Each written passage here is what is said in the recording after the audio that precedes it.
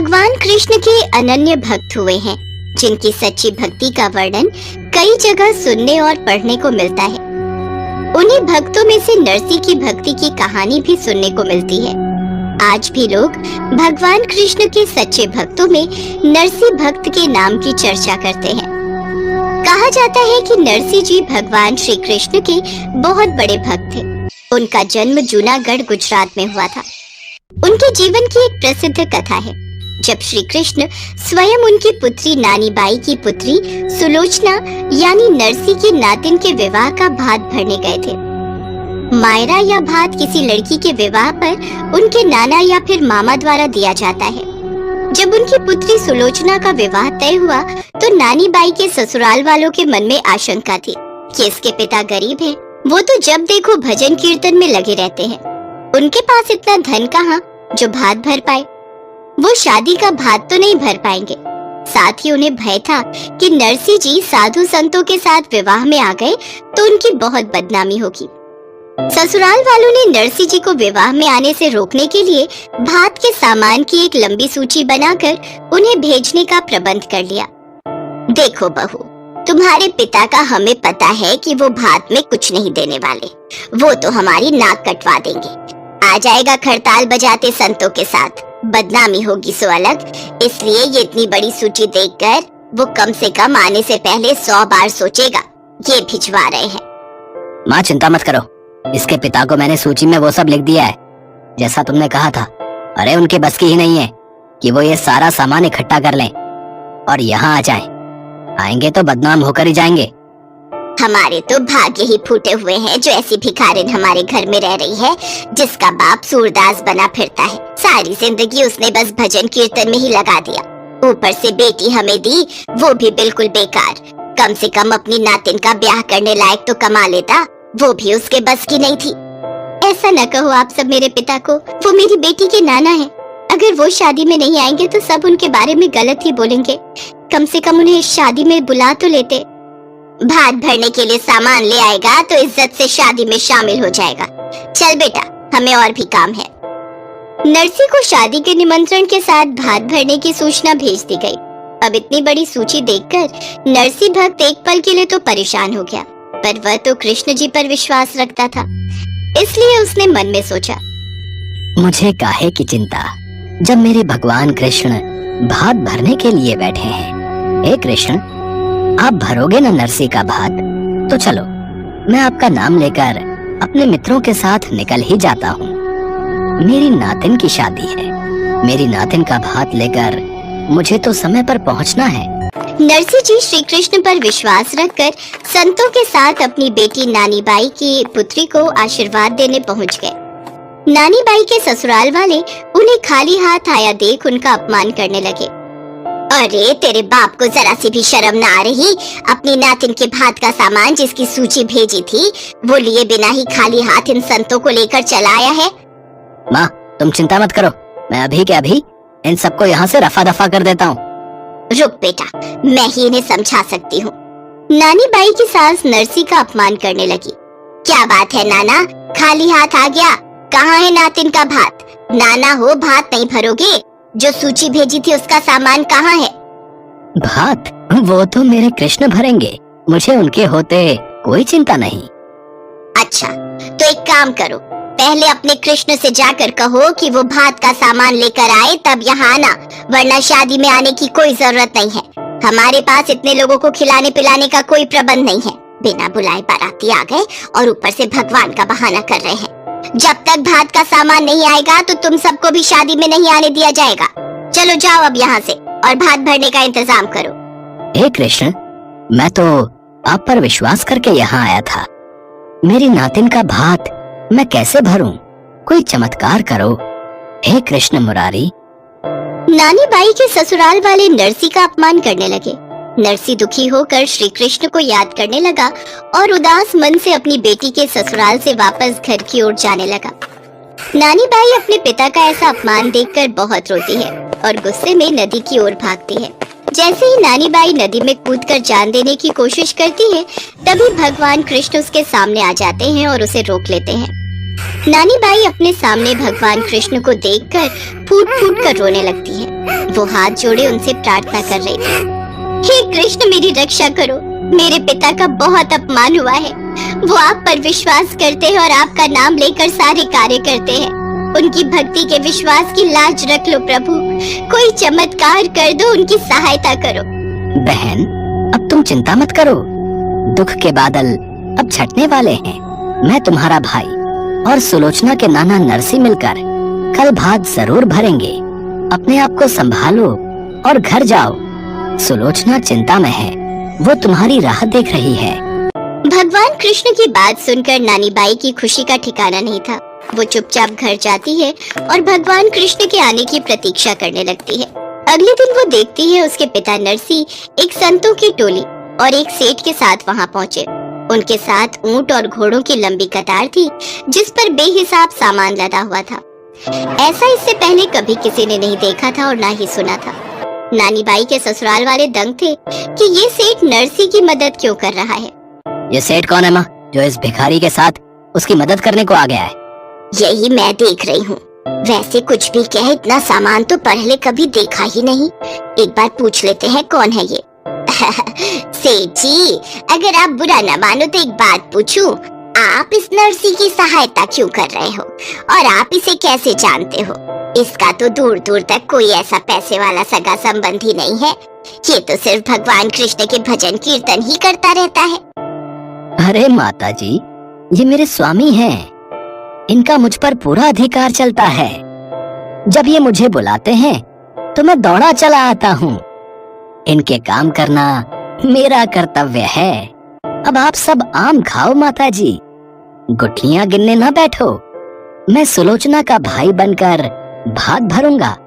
आप तो ये देखो कि कोई चीज कम रह जाए तो मुंह पर बोल देना, कृष्ण कृष्ण कृष्ण कृष्ण। और फिर जो सेठ रूप में भाई बनकर भगवान श्री कृष्ण ने नरसी की ओर से भात भरना शुरू किया। नरसी तो कृष्ण नाम का जाप कर रहे थे और कृष्ण उनके सारे काम पूरे करते जा रहे थे। नानी बाई जान गई थी कि उसके पिता सच्चे कृष्ण भक्त हैं और भगवान उनकी भक्ति से बंधे हुए हैं। इसलिए उनके दुख दूर करने के लिए वो सेठ के रूप में भात भरने स्वयं आ गए। चारों ओर कृष्ण नाम रस घुल जाता है। खूब धूमधाम से भव्य भात भरा जाता है। नरसी की भक्ति की कथा बताती है कि अगर हम अपने इष्ट देव पर संपूर्ण भाव से विश्वास रखकर उनकी पूजा अर्चना करते हैं, अपने जीवन को उन्हें समर्पित कर देते हैं और प्रेम से उन्हें याद करते हैं, तो भगवान को अपने भक्त के कष्टों को दूर करने स्वयं आना ही पड़ता है। जैसे भगवान कृष्ण नरसी के बुलाने पर दौड़े चले आए और उसके परिवार के सारे दुख दूर कर दिए।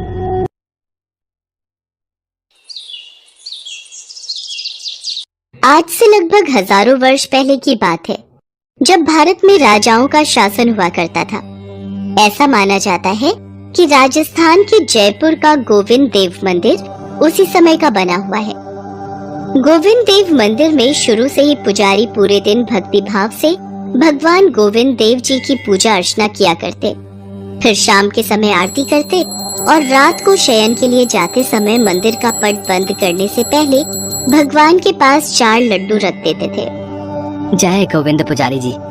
अच्छा एक बात बताइए, आप गोविंद देव के सामने रात के समय रोजाना ये 4 लड्डू रखकर ही मंदिर के पट बंद करते हैं, ऐसा क्यों? मतलब इसका क्या कारण है?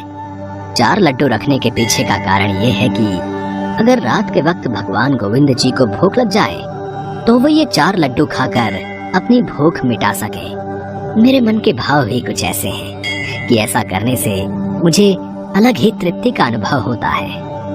भगवान तो भक्त के भाव को देखते हैं। भक्त अपने भाव जैसे रखेगा वैसे ही प्रभु उसकी भक्ति और प्रेम रस में डूब जाते हैं। ऐसा क्रम रोजाना ही चलता था।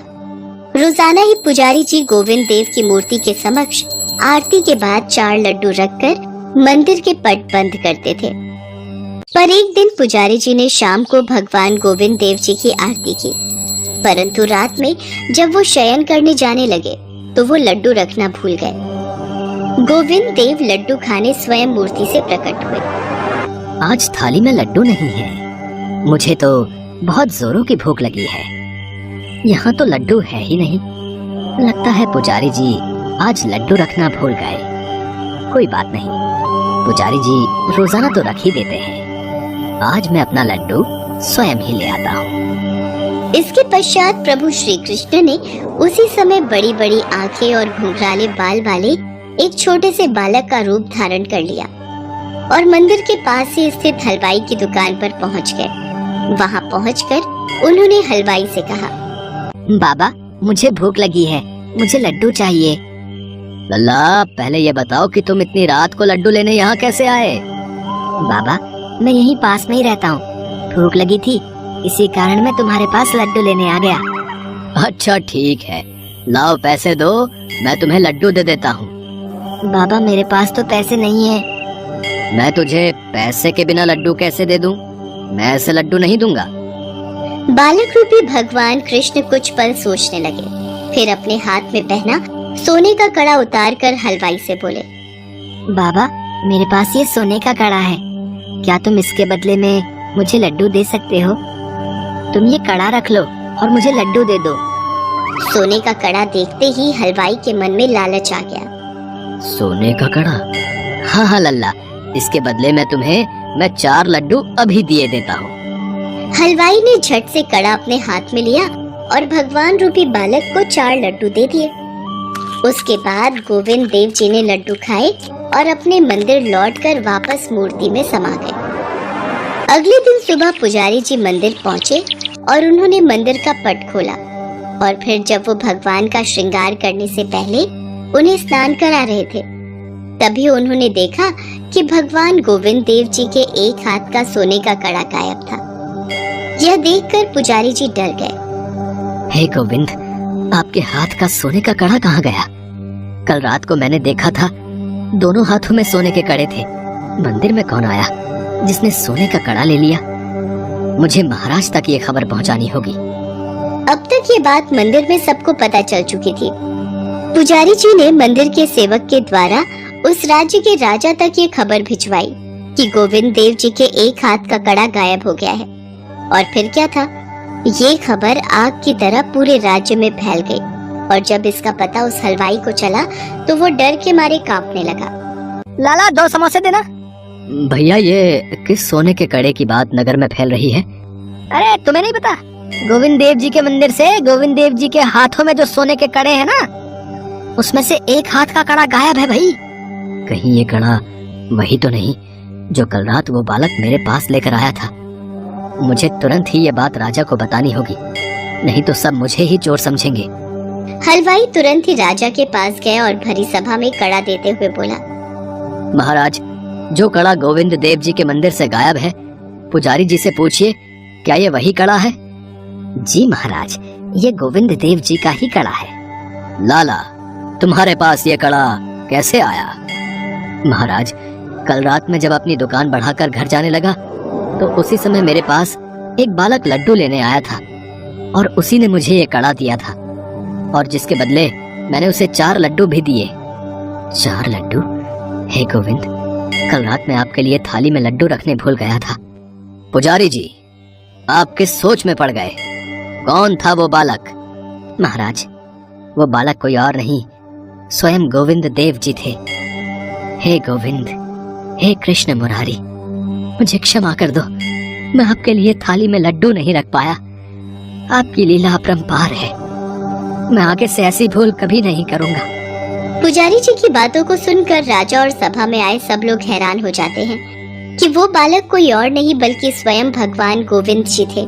और ये बात सुनकर हलवाई भी खुद को कोसने लगा कि वो कितना अभागा है जो भगवान कृष्ण गोविंद मुरारी को नहीं पहचान पाया। वो मन ही मन भगवान गोविंद देव जी से क्षमा मांगता है। उस दिन के बाद से आज तक रोज रात को भगवान गोविंद देव जी को शयन कराते समय 4 लड्डू उनके पास रखे जाते हैं।